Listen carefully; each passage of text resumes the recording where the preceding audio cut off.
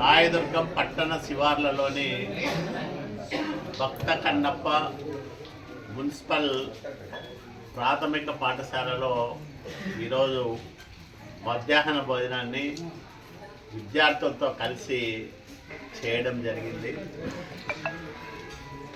భోజనం నాణ్యత బాగుంది.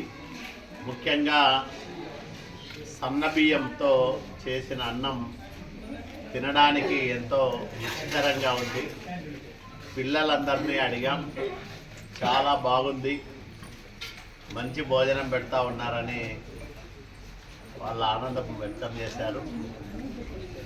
రాష్ట్రంలో కూటమి ప్రభుత్వం ఏర్పాటైన తర్వాత నారా చంద్రబాబు నాయుడు గారి మార్గదర్శనంలో విద్యాశాఖ మంత్రి నారా లోకేష్ బాబు గారు డొక్కా సీతమ్మ మధ్యాహ్న భోజనం పథకం పేరుతో నాణ్యమైన భోజనాన్ని, రుచికరమైన భోజనాన్ని, శుచికరమైన భోజనాన్ని ఈ పేద పిల్లలందరికీ నిత్యం అందుబాటులోకి తీసుకొచ్చి వాళ్ళ కడుపులు నింపుతూ ఉన్నారు. ఇది చాలా పవిత్రమైన కార్యక్రమం. అన్నదానం అన్ని దానాల కంటే మహాదానం.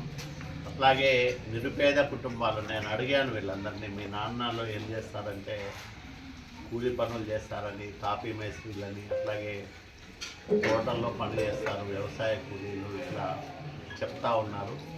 అంటే ఆ కుటుంబాల్లో వాళ్ళ ఆర్థిక పరిస్థితి అంతంత మాత్రంగానే ఉన్న నేపథ్యం నుంచి వచ్చిన వీళ్ళందరూ రుచికరమైన భోజనాన్ని ఈ మధ్యాహ్న భోజన పథకంలో తీసుకుంటూ ఉండడం వల్ల వాళ్ళ ఆరోగ్యం బాగుంటుంది.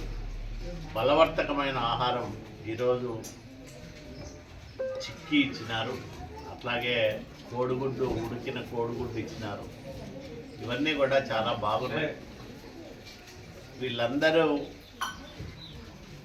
మంచి పౌరులుగా, ఉత్తమ పౌరులుగా ఎదగాలనేదే ప్రభుత్వ లక్ష్యం, ఆకాంక్ష.